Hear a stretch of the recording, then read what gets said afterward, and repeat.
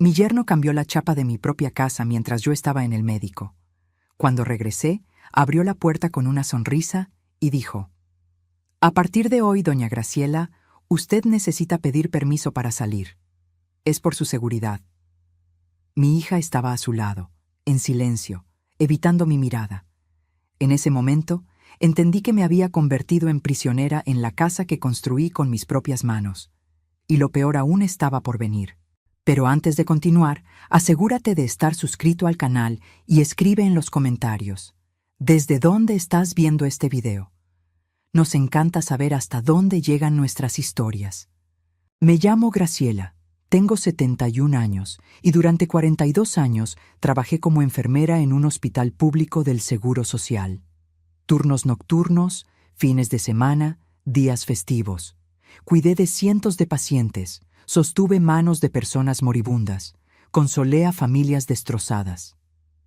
Cuando me jubilé, hace 3 años, pensé que finalmente tendría paz en la casa que compré sola, ladrillo por ladrillo, con el dinero ganado con el sudor de décadas de trabajo. Esta casa no es grande ni lujosa. 3 recámaras, una sala sencilla, una cocina que remodelé 2 veces con mis propios ahorros, y un patio con un árbol de guayaba que planté cuando mi hija Marisol tenía 5 años. Pero cada centímetro de este lugar fue conquistado por mí. Viuda a los 32 años, crié a Marisol sola después de que mi esposo murió en un accidente de moto. Nunca pedí ayuda a nadie, nunca dependí de ningún hombre, nunca bajé la cabeza. Hasta hace 6 meses. Fue cuando Marisol y su esposo, Javier, vinieron a vivir conmigo. En ese momento, pareció natural, hasta cariñoso. Marisol acababa de perder su empleo en la boutique donde trabajaba. Javier ganaba poco como vendedor y la renta de su departamento se había vuelto imposible de pagar. «Mamá», me dijo esa tarde de domingo, tomándome la mano en la mesa de la cocina, «estamos en una situación difícil. ¿Crees que podríamos quedarnos aquí contigo unos meses? Solo hasta que nos recuperemos». Miré a mi hija, de 38 años, con los ojos cansados, y no pude decir que no. Ella era todo lo que yo tenía, mi única familia. Claro, mi hija, esta casa siempre ha sido tuya también. Ese fue mi error, el primero de muchos. Javier llegó 3 días después con un camión de mudanza. Trajeron muebles, cajas y objetos que empezaron a invadir mi sala. Él me saludó con un abrazo demasiado apretado y una sonrisa demasiado amplia. «Gracias, suegra. Usted nos está salvando la vida. Se lo vamos a pagar, ya verá». Al principio, realmente parecían agradecidos. Javier arregló la llave del fregadero que goteaba hacía meses, pintó la reja del frente, cambió un foco fundido en el pasillo. Marisol cocinaba, limpiaba y me abrazaba antes de dormir. «Eres la mejor mamá del mundo», me susurraba. Pero las cosas empezaron a cambiar de forma tan sutil que al principio ni me di cuenta. Fue como agua filtrándose despacio por una grieta en la pared. Solo lo notas cuando ya está todo inundado. Primero fueron los comentarios, pequeños, aparentemente inocentes. «Suegra, esa blusa no está muy vieja, parece que tiene como 10 años. Podríamos darle una renovada a su guardarropa». «Híjole, suegra, ¿todavía usa estas ollas tan pesadas? Son antiquísimas. Voy a comprar unas nuevas, de teflón, más ligeras para usted». «Este sofá está para la basura, mamá. Las visitas van a pensar que no te cuidamos». Cada comentario venía acompañado de una sonrisa, de un tono de voz preocupado, como si me estuvieran cuidando. Y yo, tonta, les creía. Porque eran mi hija y mi yerno. Porque vivían conmigo, haciéndome compañía. Porque yo empezaba a sentirme demasiado vieja, demasiado cansada, demasiado sola para discutir. 2 meses después de que se mudaran, noté que mis amigos dejaron de venir. Doña Concha, mi amiga de hace 40 años que venía a tomar café todos los martes, dejó de aparecer. La llamé. «Concha, desapareciste. ¿Pasó algo?» Hubo una pausa extraña al otro lado de la línea. «Graciela, intenté ir a tu casa 3 veces en las últimas semanas. Tu yerno abrió la puerta y dijo que estabas dormida, que no podías recibir visitas, que estabas muy cansada». Sentí que se me revolvía el estómago. Yo no estaba dormida, Ni siquiera sabía que habías venido. Él dijo que andas muy confundida, olvidadiza. Dijo que es mejor no molestarte mucho. Colgué el teléfono con la mano temblando. Fui a la sala. Javier estaba en el sofá. Mi sofá que él decía que estaba para la basura, pero que yo me negué a cambiar, mirando su celular. Javier, Concha me dijo que vino y tú no la dejaste entrar. Él levantó la vista con una expresión demasiado tranquila. Ah, es verdad, suegra. Usted estaba tomando una siesta y pensé que era mejor no despertarla. Usted necesita descansar, ya sabe cómo es esto, los años pesan. Yo no estaba tomando ninguna siesta. Y Concha es mi amiga. Ella puede venir cuando quiera. Algo cambió en su rostro. La sonrisa permaneció, pero sus ojos se endurecieron. Claro, suegra. Disculpe, fue solo preocupación mía. La próxima vez le aviso. Pero no hubo próxima vez. Porque una semana después, cuando regresé del supermercado un jueves por la mañana, la cerradura de la puerta había sido cambiada. Mi llave no entraba. Intenté de nuevo. Nada. Toqué el timbre con el corazón acelerado. Javier abrió, sonriendo. «Epa, doña Graciela, ¿olvidó la llave nueva?» «¿Llave nueva? ¿De qué estás hablando?» «Cambiamos las chapas ayer. Por seguridad, andan asaltando mucho en la colonia». No había asaltos. Vivíamos en una colonia tranquila desde hacía 28 años. ¿Y mi llave? Ah, solo Marisol y yo tenemos. Es más seguro así, suegra. Usted no tiene que preocuparse por esas cosas. Si necesita salir, solo avísenos y nosotros le abrimos. Me quedé parada ahí, con las bolsas del mandado en las manos, mirando a mi yerno en la puerta de mi propia casa, diciéndome que necesitaba pedir permiso para salir. Y fue en ese momento, parada en el umbral, que me di cuenta. Ya no era dueña de mi casa. Me había convertido en una prisionera. En los días siguientes intenté actuar como si nada hubiera cambiado. Cocinaba, limpiaba, veía la televisión. Pero algo dentro de mí se había roto. Cada vez que miraba la puerta principal, veía las cerraduras nuevas, brillantes, burlándose de mí. Llaves que yo no tenía. Marisol evitaba mi mirada. Cuando intenté hablar con ella sobre las cerraduras, dijo que había sido idea de Javier, que realmente era más seguro, que yo estaba exagerando. «Mamá, ¿no estás feliz de tener compañía? ¿De no estar más sola en esta casota?» Casota. Como si 3 recámaras sencillas fueran una mansión. Como si no hubiera vivido aquí sola y feliz durante años antes de que ellos aparecieran.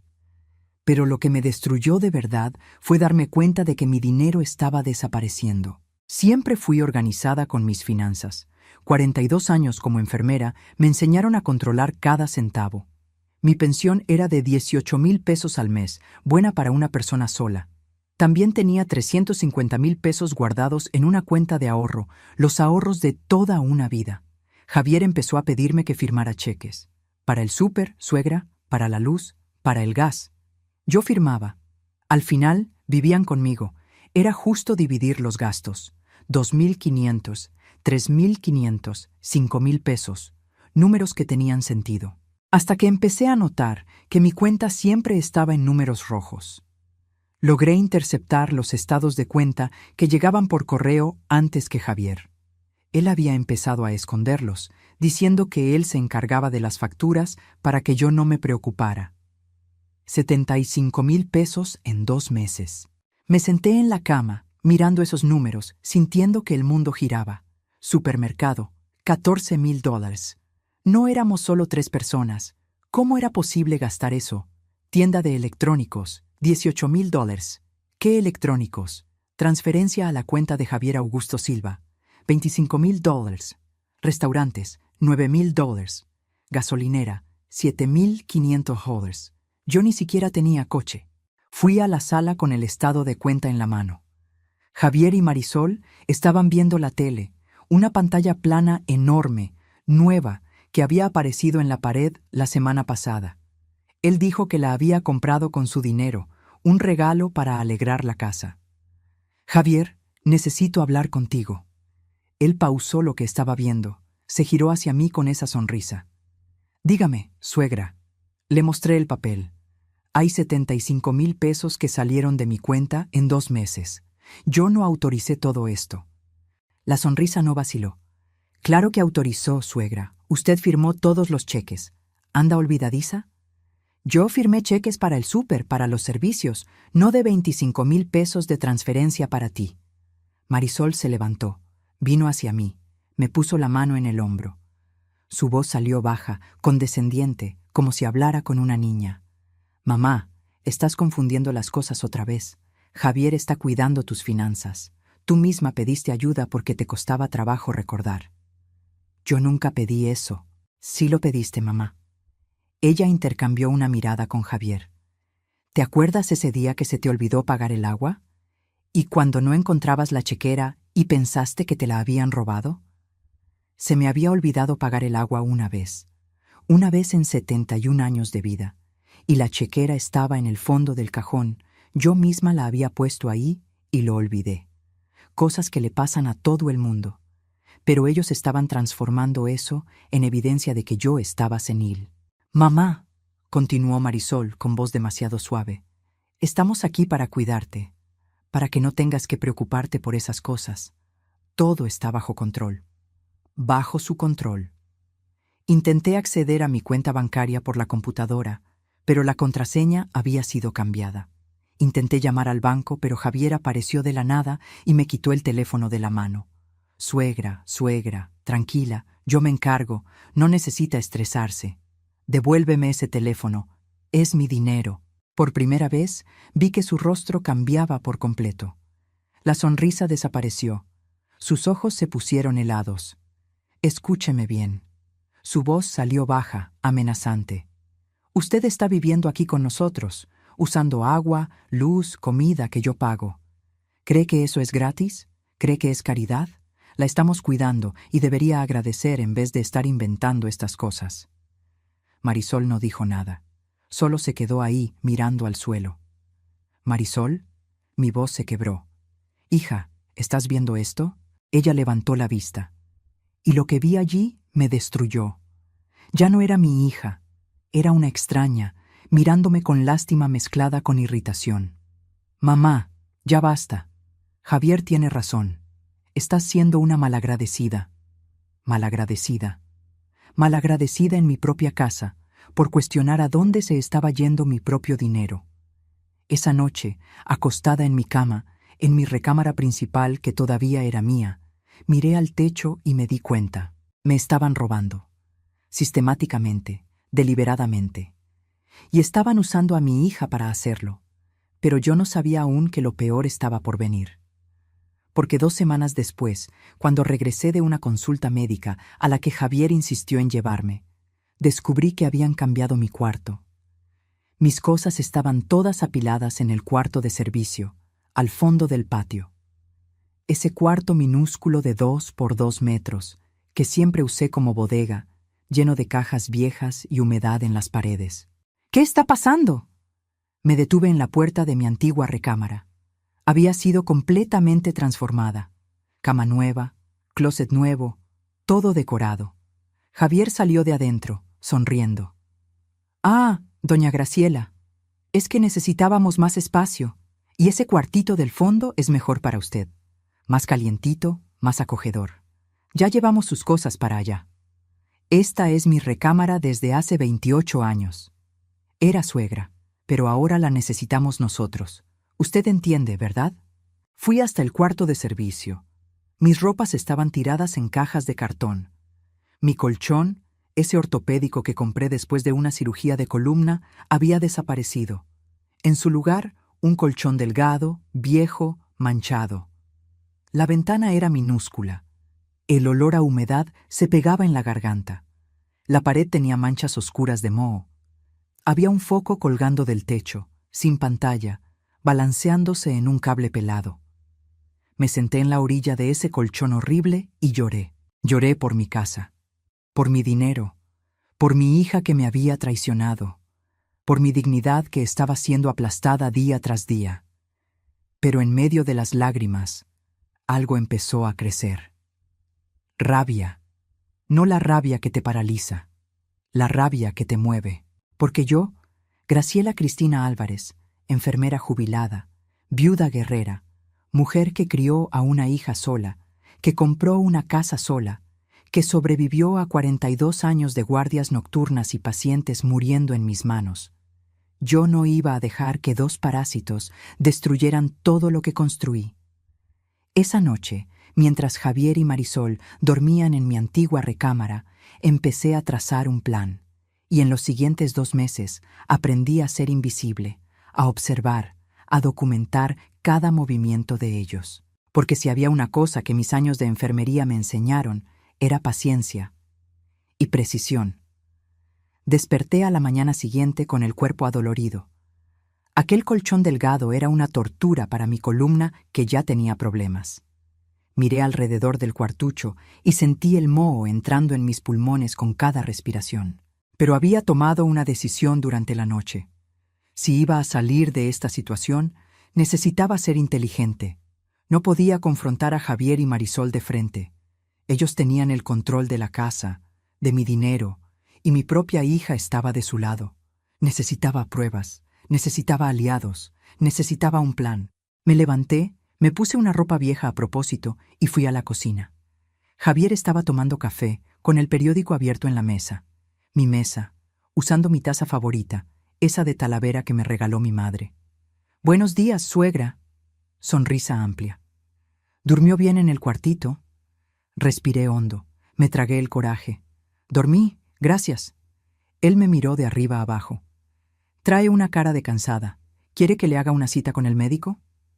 «No hace falta, estoy bien». Agarré pan, mantequilla, me hice un café de olla. Noté que había compras nuevas en el refrigerador. Quesos importados, vinos caros, jamón serrano, cosas que yo nunca compraba porque eran carísimas. Todo comprado con mi dinero. Marisol apareció en bata, despeinada, bostezando. Apenas me miró, fue directo al refri, agarró un jugo de naranja orgánico que costaba 80 pesos la botella. «Mamá, hoy voy a salir a ver a unas amigas. Tú quédate tranquila aquí». Como si yo necesitara permiso para estar tranquila en mi propia casa. Esperé a que terminaran el desayuno y salieran, Javier al trabajo, Marisol a donde sea que fuera. Entonces empecé. Primero, busqué documentos. Sabía que Javier guardaba cosas importantes en algún lugar. Revolví cajones discretamente, armarios, hasta encontrarla. Una carpeta negra dentro del closet de la recámara, mi recámara que ahora era de ellos. Adentro, estados de cuenta. Mis estados de cuenta, y descubrí que era peor de lo que pensaba. No eran 75,000 pesos, eran 180,000 pesos en 3 meses. Transferencias, retiros, compras. Javier había sacado una tarjeta de crédito adicional a mi cuenta que yo nunca autoricé. El límite era de 60,000 pesos y estaba todo topado. Compras en tiendas departamentales, restaurantes de lujo, hasta un viaje a Acapulco que hicieron el mes pasado, diciendo que era con el dinero que Javier había recibido de una comisión. Mentira. Todo mentira. Fotografié cada página con mi celular viejo. Javier me había dado un smartphone nuevo, más moderno, diciendo que era más fácil de usar. Pero yo mantuve el antiguo escondido en el fondo de una caja en el cuarto de servicio. Un celular viejo que ellos ni sabían que existía. Seguí buscando y encontré más. Conversaciones impresas, correos electrónicos entre Javier y Marisol. Se me revolvió el estómago al leer. «Amor, la vieja todavía tiene como 300,000 en la cuenta de ahorro. Si logramos transferir todo a nuestra cuenta, podemos dar el enganche para un depa». «¿Pero y si se da cuenta?» «No se va a dar cuenta. Está cada vez más confundida. El otro día olvidó dónde puso los lentes. En un rato más logramos internarla, diciendo que tiene Alzheimer. Ahí va a ser más fácil todavía». Internar. Estaban planeando internarme en un asilo o clínica psiquiátrica para quedarse con todo. Mis manos temblaban tanto que casi se me cae el celular. Pero fotografié todo. Cada correo, cada chat, cada transferencia bancaria. Después busqué más. En el fondo de la carpeta hallé un documento que me heló la sangre. Un poder notarial. Con mi firma. O mejor dicho, con lo que parecía ser mi firma. Miré de cerca. La inclinación estaba mal.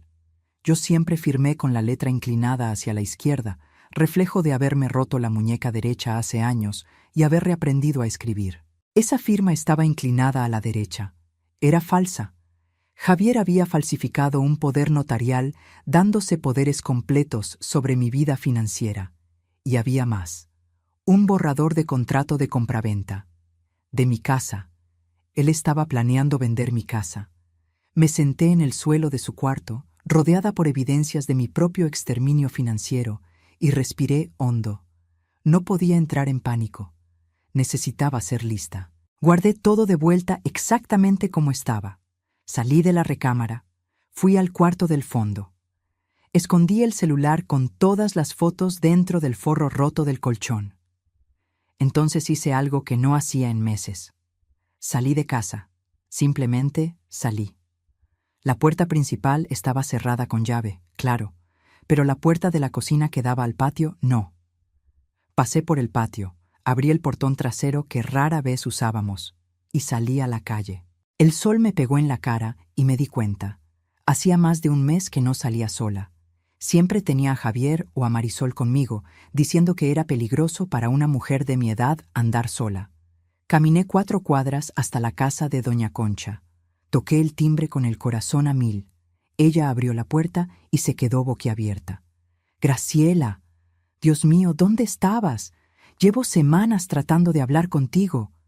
¿Puedo pasar? Necesito mucho hablar contigo». Nos sentamos en su cocina. Tomé agua, respiré profundo y le conté todo.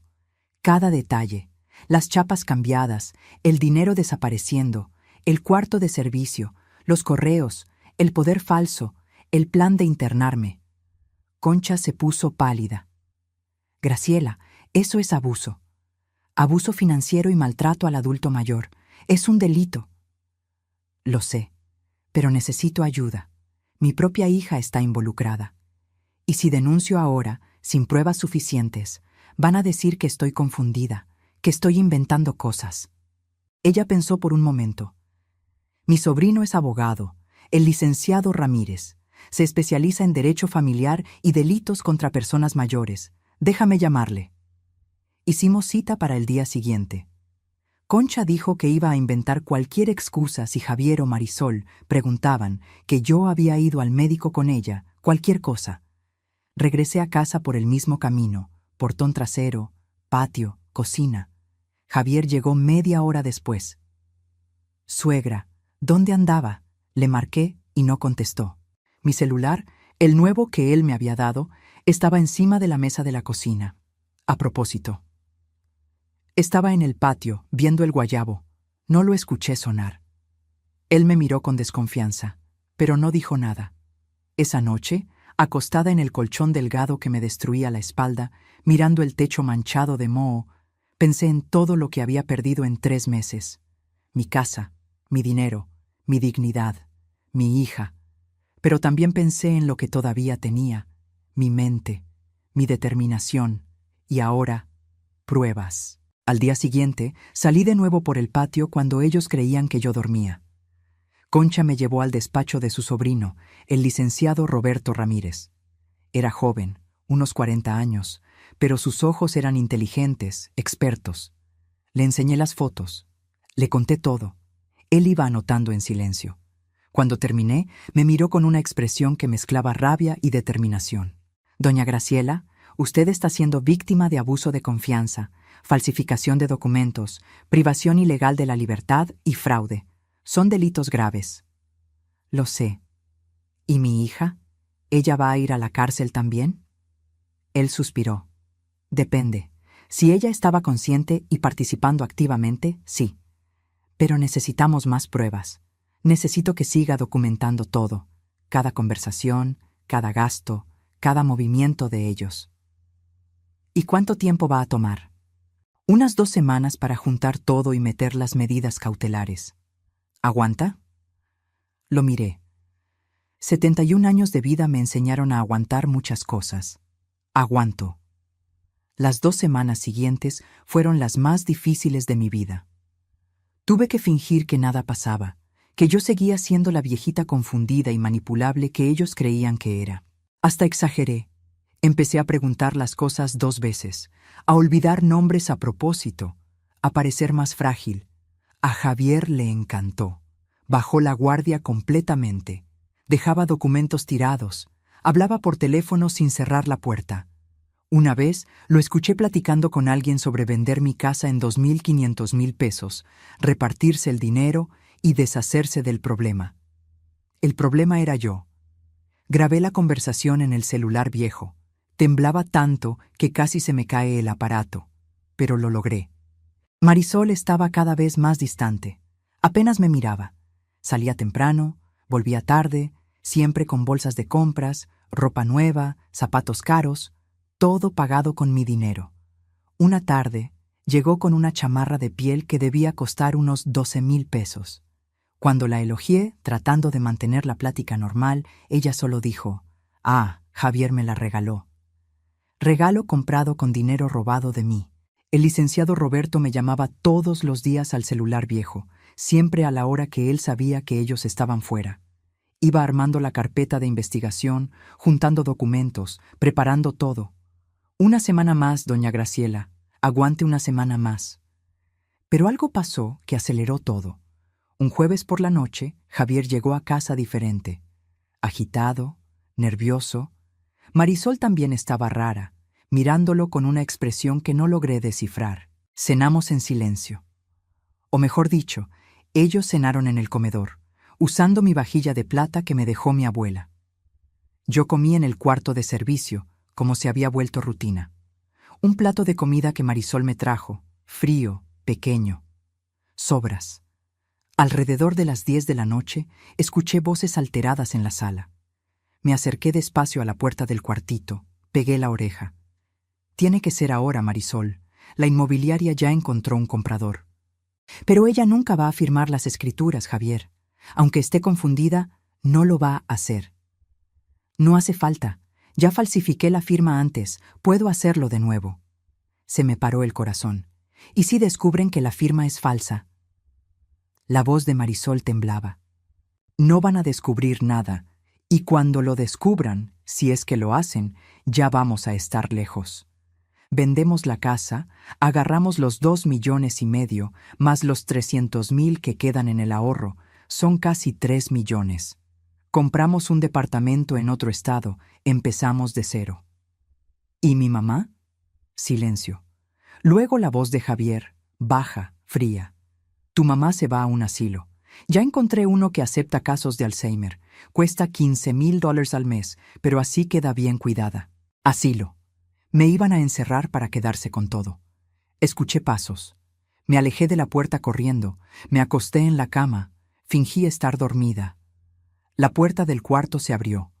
La luz del pasillo entró. Sentí a Javier observándome. Mantuve los ojos cerrados, la respiración controlada.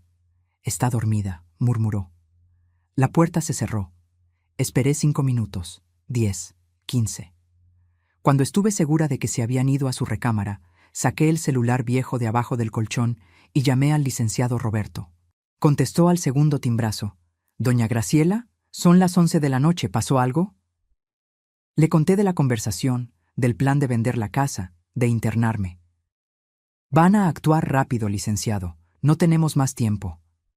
Lo escuché respirar hondo del otro lado. «Está bien. Mañana temprano voy a solicitar una medida cautelar de urgencia. Voy a pedir el congelamiento de todas las cuentas, la suspensión de cualquier trámite con la casa y una orden de restricción para sacarlos de ahí». ¿Orden de restricción? Voy a sacarlos de su casa, doña Graciela, pero necesito que aguante 24 horas más. ¿Puede? Miré alrededor del cuartucho inmundo donde me habían aventado. Pensé en todo lo que había perdido, en todo lo que me habían robado. Puedo. Pero no necesité 24 horas, porque a las 2 de la mañana de esa misma noche, Javier golpeó la puerta del cuarto de servicio. Golpeó con fuerza, con violencia. «Doña Graciela, despierte, necesito hablar con usted ahora». Me levanté asustada. Abrí la puerta. Él tenía los ojos rojos, estaba borracho, con un papel en la mano. Las escrituras de la casa. «Firme aquí».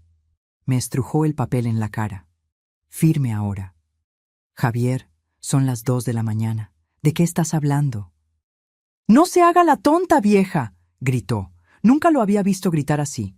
«Usted sabe perfectamente de qué estoy hablando. Esta casa se va a vender y usted va a firmar esta chingadera ahora mismo». Marisol apareció detrás de él, en camisón, con los ojos desorbitados. «Javier, cálmate. Así no». «¡Cállate, Marisol!». Se giró hacia ella, luego hacia mí de nuevo. «¿Crees que no sé que estás tramando algo? ¿Crees que no me di cuenta de que te salías a escondidas por el patio? ¿Crees que soy idiota?». Se me heló la sangre, lo sabía. ¿Va a firmar o no? Dio un paso amenazante hacia mí. «No voy a firmar». Lo que pasó después fue rápido. Me empujó, choqué contra la pared. El dolor estalló en mi espalda, en mi cabeza. «¡Javier!», gritó Marisol. «¡Vas a firmar!», gruñó él, agarrándome del brazo con una fuerza brutal. «O te juro que te interno hoy mismo. Voy a decir que estás loca, violenta, que necesitas que te amarren». Lo miré a los ojos y lo vi. Era capaz. Era capaz de lastimarme, de encerrarme, de destruir completamente mi vida. Pero también vi algo más. Estaba desesperado, y la gente desesperada comete errores. «Está bien», dije con la voz temblando. «Firmo. Solo suéltame». Me soltó, empujó el papel y una pluma hacia mí. La tomé. Miré las escrituras.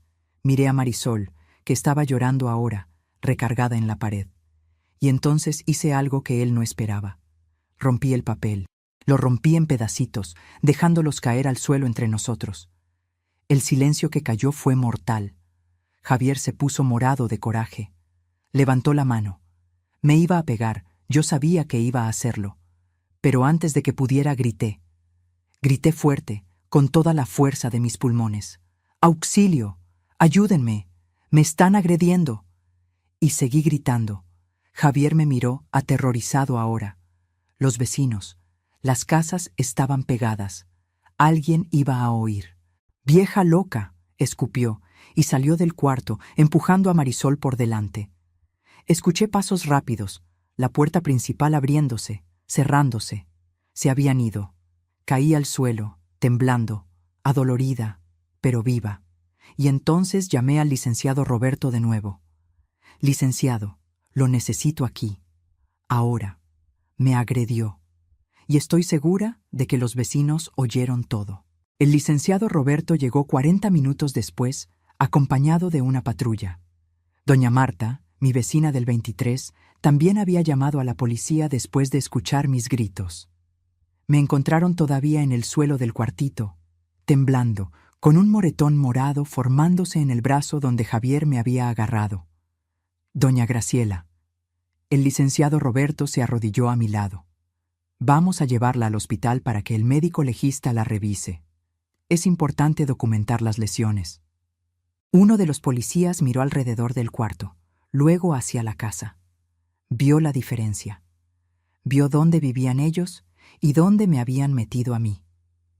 «¿Usted vive aquí, señora?», preguntó, señalando el cuartucho. «Sí. Ellos me metieron aquí hace 2 meses».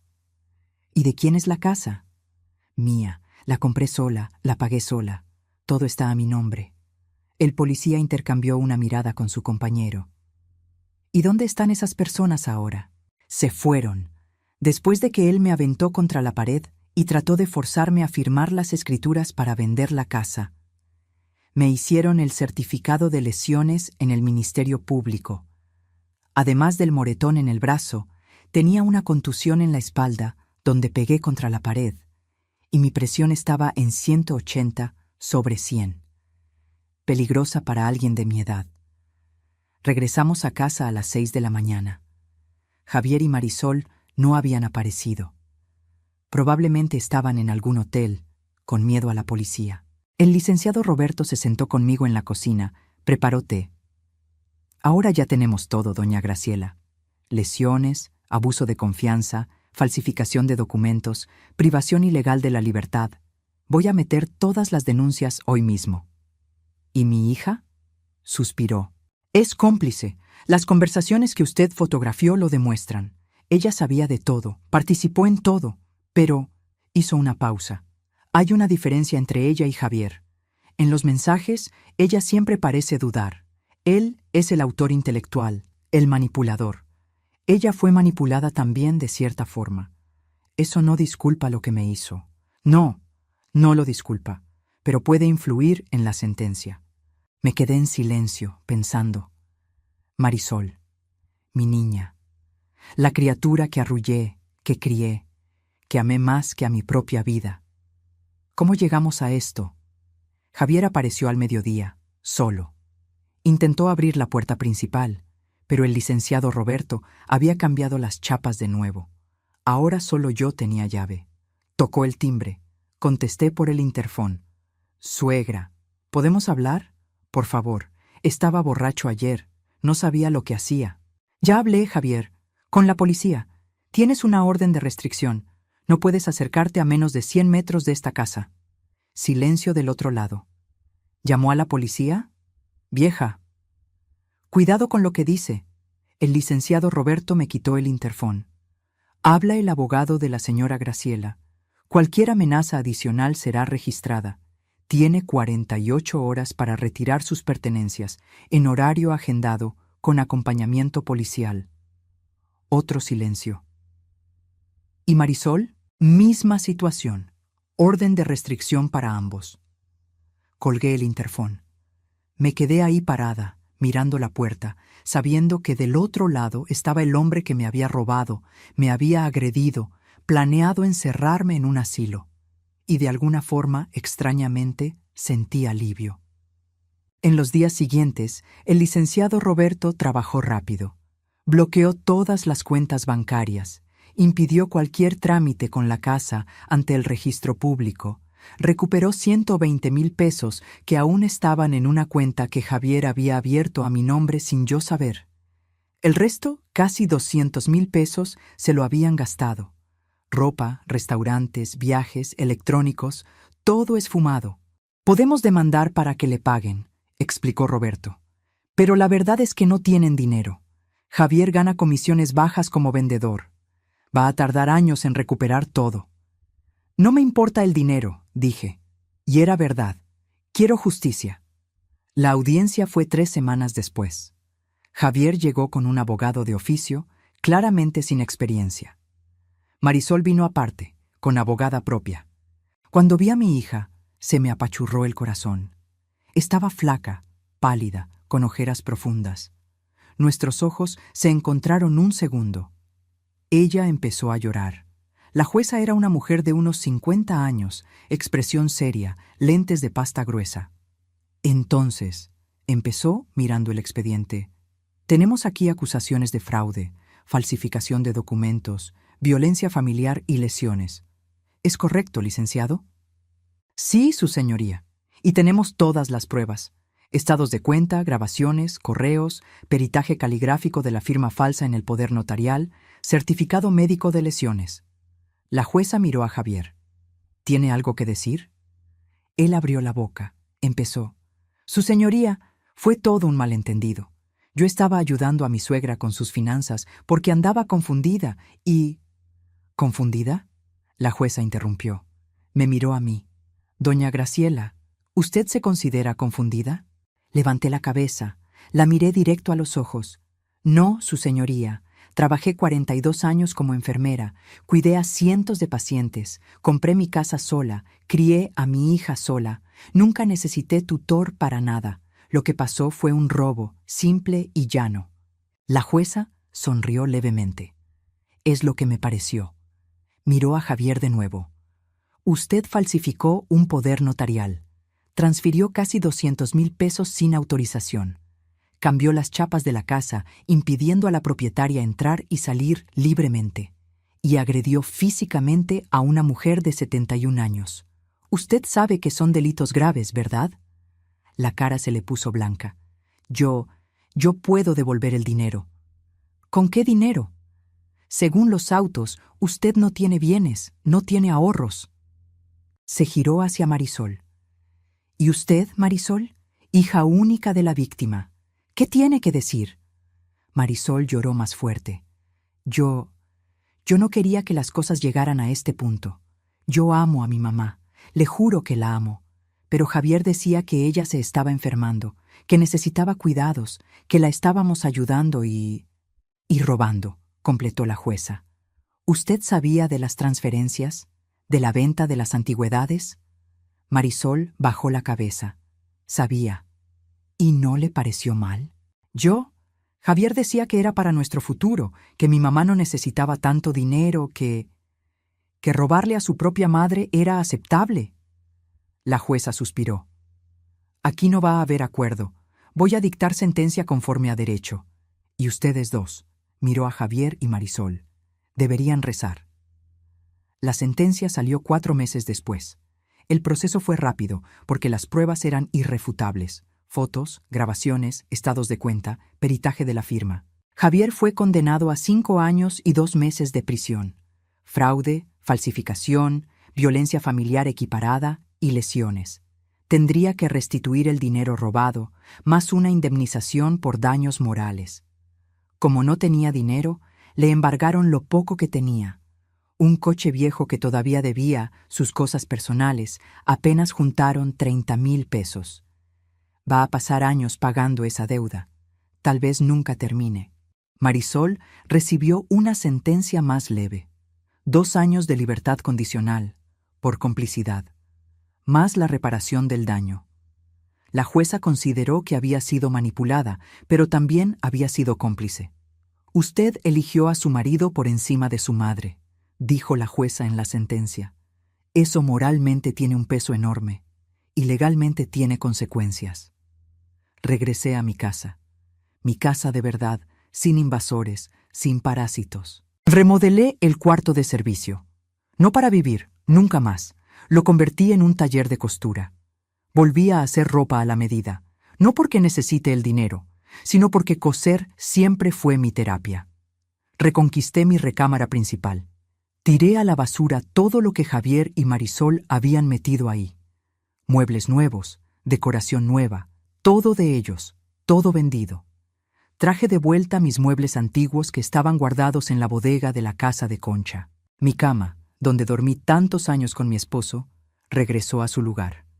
Mi ropero, mi tocador, mis cortinas bordadas. Volví a dormir en mi cuarto, en mi cama, entre mis cosas, y por primera vez en meses, dormí en paz. Doña Concha volvió a venir a tomar café todos los martes. Entré a un grupo de apoyo para adultos mayores víctimas de violencia familiar en el centro comunitario de la colonia. Cuento mi historia a otras personas que pasaron por lo mismo. Ayudo, oriento, muestro que es posible reaccionar. Una señora de 83 años me buscó el mes pasado. Estaba en la misma situación, su nieto viviendo con ella, robándole la pensión, vendiendo cosas de la casa. La llevé con el licenciado Roberto. Hoy ella está recuperando su vida también. Se volvió mi misión, ayudar a otros ancianos que están siendo abusados y no saben cómo defenderse. Marisol intentó llamarme algunas veces. No contesté, mandó cartas, no las abrí. Apareció en la puerta una vez, llorando, implorando perdón. La miré a través del vidrio de la puerta. Mi hija, la niña que cargué en brazos, que enseñé a leer, a escribir, que consolé cuando su papá murió, por quien trabajé dobles turnos para darle una vida mejor, y que me traicionó de la forma más cruel posible. Mamá, por favor, imploraba del otro lado de la puerta. Perdóname, estaba ciega, estaba mal, terminé con Javier, estoy yendo a terapia, quiero recuperar nuestra relación. Abrí la puerta, me quedé ahí, mirándola. Marisol, me metiste en un cuartucho inmundo. Viste cómo él cambiaba las chapas de mi casa. Sabías que me estaba robando mi dinero. Participaste en el plan de encerrarme en un asilo. Tú lo elegiste a él. Lo sé, mamá. Lo sé y me arrepiento todos los días. Pero eres mi mamá. ¿No puedes perdonarme? Respiré hondo. Un día tal vez, pero no hoy, no mañana, no sé cuándo. Destruiste la confianza que tardamos 38 años en construir. La confianza no se reconstruye de la noche a la mañana. ¿Cuánto tiempo necesitas? No sé, tal vez años, tal vez nunca. Pero necesito que entiendas una cosa, Marisol. El perdón no es una obligación, es una elección, y yo todavía no elijo perdonarte. Ella asintió, llorando, y se fue. Cierro la puerta, regreso a mi sala. Me siento en el sillón que me dejó mi madre, ese que Javier quería vender porque era viejo. Miro alrededor. Mi casa, mis cosas, mi vida, recuperada. No fue fácil. Hubo noches que lloré, que cuestioné, que sentí el dolor de la traición quemándome el pecho. Hubo momentos que pensé en rendirme, en solo aceptar la humillación y vivir los años que me quedan en silencio. Pero no lo hice. Porque la dignidad no es algo que te dan, es algo por lo que luchas para mantener. Y yo luché. Tengo 71 años. Estadísticamente, puedo vivir 15, 20 años más. Y esos años van a ser míos. Van a ser vividos en mi casa, con mis reglas, rodeada de mis recuerdos y de las personas que realmente me quieren, sin mentiras, sin manipulación, sin abuso. El licenciado Roberto todavía viene a comer conmigo todos los viernes. Se volvió tradición. Él trae el vino, yo hago mole o pasta. Platicamos de la vida, de casos que él está defendiendo, de otros ancianos que logramos ayudar. Usted salvó su propia vida, doña Graciela, me dijo en uno de esos viernes, y ahora está salvando la vida de otros. Eso es más que justicia, es propósito. Propósito. Me gusta esa palabra, porque durante años mi propósito fue criar a mi hija, después fue trabajar, cuidar pacientes, después fue solo existir, sobrevivir.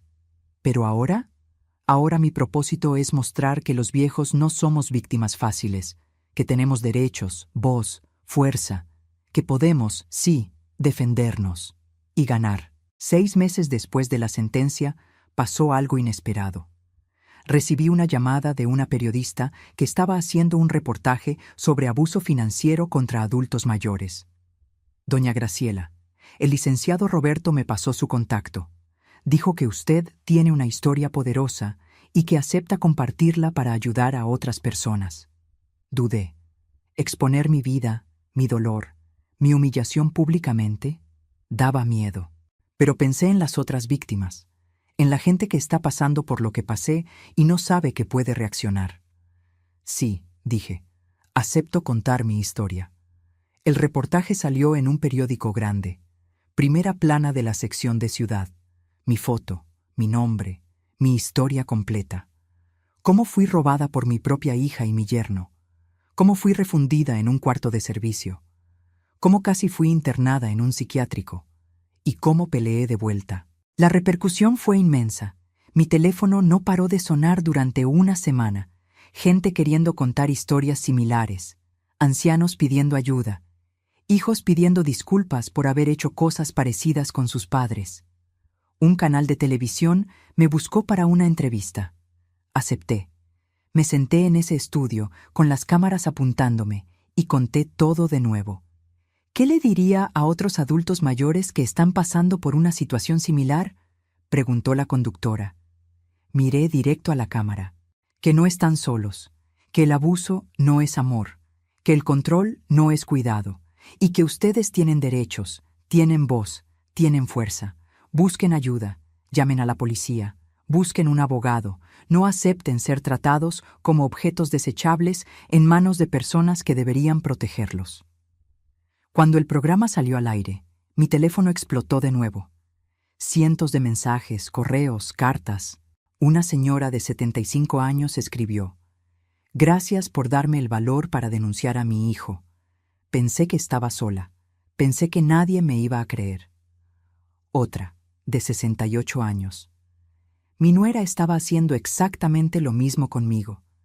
Vi su entrevista y al día siguiente llamé a la policía. Ahora estoy recuperando mi vida. Cada mensaje me emocionaba. Cada historia me recordaba por qué había elegido exponer la mía. El licenciado Roberto creó un proyecto pro bono en su despacho, exclusivo para casos de abuso contra ancianos. Ya ayudó a más de 30 personas en 6 meses. «Usted empezó un movimiento, doña Graciela», me dijo. «La gente está despertando ante este problema». Empecé a dar pláticas. centros comunitarios, asociaciones de jubilados, iglesias. Siempre gratis, siempre con el mismo objetivo: educar, alertar, empoderar. Conozcan sus derechos, digo en cada charla. Conozcan la ley. Sepan que el abuso de confianza es delito. Sepan que la falsificación es delito. Sepan que la privación de libertad es delito. Y principalmente, sepan que ustedes merecen respeto. Algunas personas me preguntan si no tengo miedo de represalias, si no tengo miedo de que Javier salga de la cárcel y venga por mí. No, respondo, porque ahora ya no estoy sola. Tengo una red de apoyo, tengo amigos, abogado, visibilidad, y principalmente tengo mi propia fuerza de vuelta. 9 meses después de la sentencia, Marisol apareció de nuevo. Esta vez no golpeó la puerta llorando. Envió una carta. La abrí con las manos temblorosas. Mamá, sé que no merezco tu perdón. Sé que lo que hice fue imperdonable, pero necesito que sepas que todos los días despierto odiándome por lo que te hice. Terminé con Javier el día de la sentencia. Estoy yendo a terapia desde hace 7 meses. Estoy trabajando de nuevo, pagando mi propia vida, tratando de entender cómo me convertí en la persona que fui. No espero que me perdones. Solo espero que un día puedas mirarme sin sentir asco.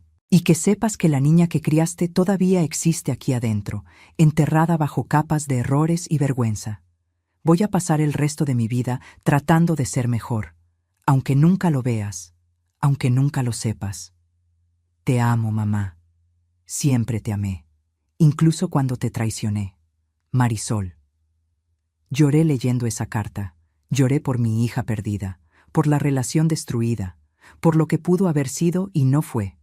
Pero no respondí. Todavía no estaba lista. Hoy hace 1 año que reconquisté mi casa. 1 año desde que Javier fue preso. 1 año desde que Marisol salió de mi vida. Estoy sentada en el patio, regando el guayabo. Está cargado de frutas, amarillas, dulces. Corto algunas. Me las como ahí mismo, sintiendo el sabor de la infancia de Marisol, de los domingos en familia que tuvimos antes de que todo se derrumbara. A veces la extraño, a mi niña. No a la mujer que me traicionó, sino a la niña que fue. Y me pregunto si un día voy a lograr separar a una de la otra.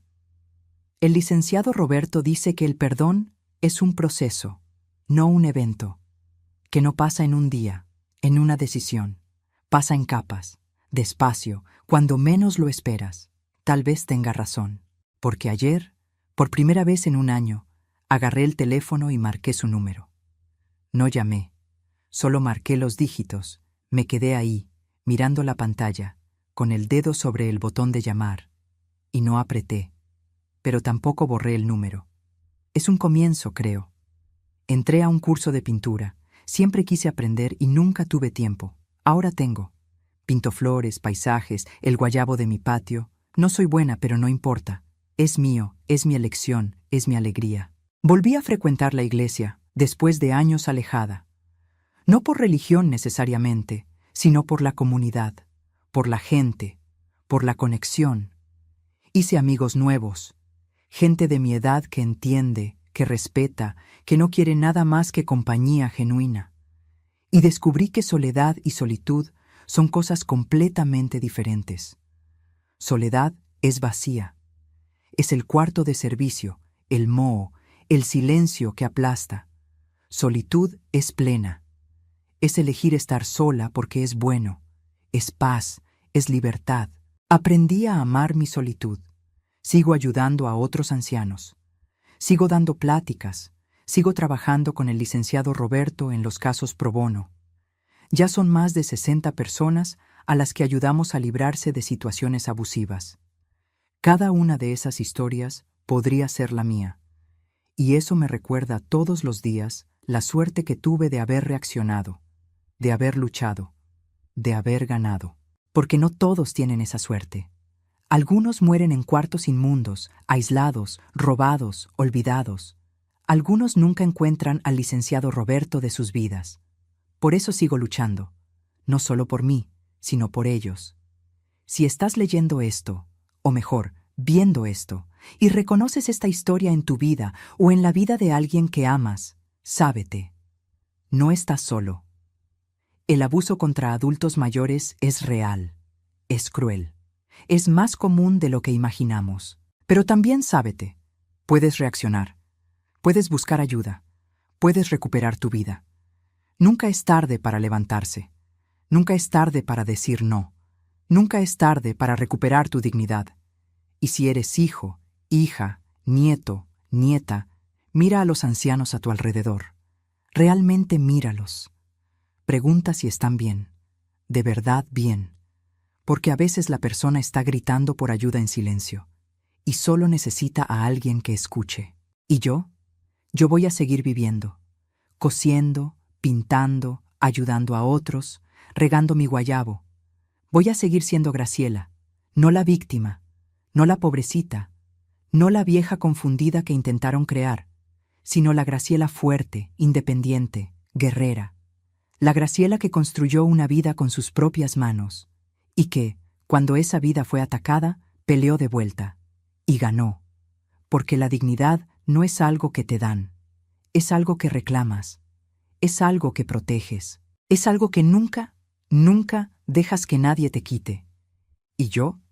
Yo recuperé la mía y voy a guardarla por el resto de mis días. Ahora, si te gustó esta historia, haz clic en suscribirse y dime en los comentarios qué parte te dejó con la boca abierta. Ah, y no olvides convertirte en miembro para tener acceso a videos exclusivos que no subo aquí. Te espero allá.